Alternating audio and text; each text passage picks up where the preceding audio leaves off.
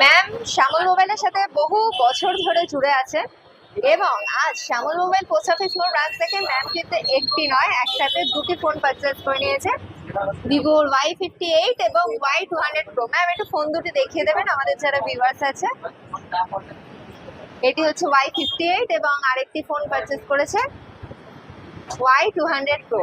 তো প্রথমেই আমরা ম্যামের থেকে জেনে নেব ম্যামের কেমন লাগছে এবং একসাথে দুটি ফোন পারচেজ করার জন্য কেমন কি অফার বা কেমন কি সুবিধা পেয়েছে।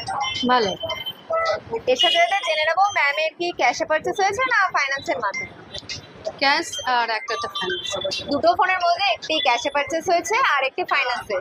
এর সাথে সাথে ম্যামের এক্সচেঞ্জ হয়েছে কি কোনো ফোন? হ্যাঁ, এক্সচেঞ্জ হয়েছে।